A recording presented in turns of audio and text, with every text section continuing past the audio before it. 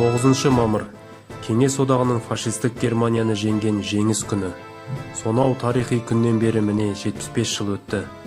Отанымызға герман фашизмдерінің әкелген қара түнек алапат соғысында еліміздің тәуелсіздігі мен бостандығы үшін қаншама қан төгіліп, жан түршігерлік ауыр азаптар мен қиындықтарды бастан өткерсе де, біздің аталарымыз бен апаларымыз сол сыннан сүрінбей өтті. Жауды ойсырата жеңіп, бізге бейбітшілік сыйлады. Сондықтан да біз соғыс ардагерлері мен тыл еңбеккерлеріне қарыздармыз. Жарты әлемнің халқына сонау бейбіт өмірді сыйлаған, алапат соғысқа қатысқан майдангерлердің арасында біздің де Мәжін Жанысұлы деген атамыздың болғандығын мақтанышпен айтқым келеді. Мәжін ата менің арғы атам Әбілкасеннің бауыры болған, екінші бауыры Қауан соғыстан қайтпаған.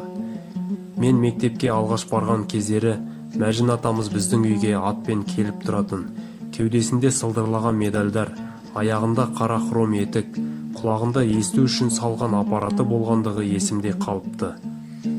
Мәжін атамыздың қысқаша өмір баяным деп өз қолымен жазып қалдырған қойын дәптерінен білгенім. Жанысов Мәжін Жанысұлы 1911 жылы 1 қаңтарда Шыңғыстай болысы Бұқтырма уезі номер 3 Таңба ауылында туып өскен, мал шаруашылығын кәсіп еткен. Ауылда 7 сынып бітіріп, кейіннен аудандық оқу бөлімінің бұйрығымен Шыңғыстай ауылына 3 сынып оқытушысы болып тағайындалады. 1934-39 жылдары осы мектепте мұғалім болып қызмет атқарады. Кейіннен халықаралық жағдайға байланысты 1939 жылы әскерге шақырылады. 2 жыл отан алдындағы азаматтық борышын өтеп болып, үйге қайтуға жиналып жүрген кезінде Ұлы Отан соғысы басталады. Қолына қайтадан қару алып, соғысқа аттанады. Соғыстың бірінші күнінен бастап Украин майданының 115 дивизиясы 311 атқыштар полкының сапында жауға қарсы соғысады, бірнеше ұрыстарға қатысады. 1942 жылы Тихвин қаласының маңында болған шабуыл шайқасында ауыр жараланып, госпитальда 6 ай емделеді. Соғысқа жарамсыз болғандықтан елге қайтарылады. Туған жері Шығыс Қазақстан облысы Қатон-Қарағай ауданына қарасты Қызыл Жұлдыз ауылына келіп, колхозда 5 жыл бухгалтер болып жұмыс істейді. Жұмысты жақсы жасағаны үшін колхоз жиналысында сыйлыққа ат мінгізген екен. Соғыстан кейінгі ауыр жылдарда ауданымыздың ауыл шаруашылығын көтеруге көп еңбегін сіңірді. Аршаты ауылында колхоз басшысы болды.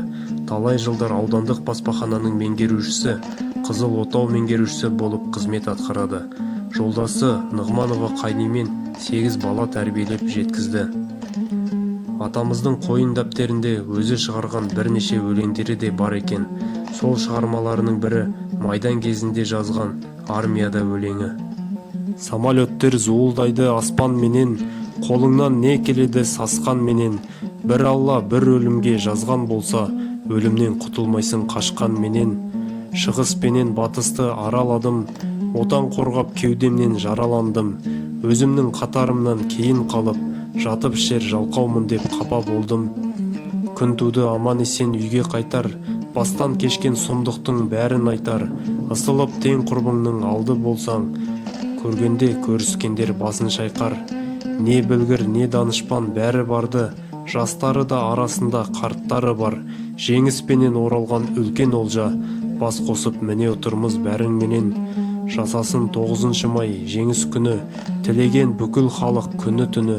Жасасын мәңгі бақи бейбітшілік, шықпасын ендігәрі оқтың үні. Қазіргі таңда атамыздың ұрпағы Астана, Алматы, Өскемен, Риддер қалаларында және кіші қызы Шолпан Мәжін қызы Шығыс Қазақстан облысы Қатон-Қарағай ауданының Аққайнар ауылында тұрып жатыр. Ұлы Отан соғысының ардагерлеріне мың тағзым.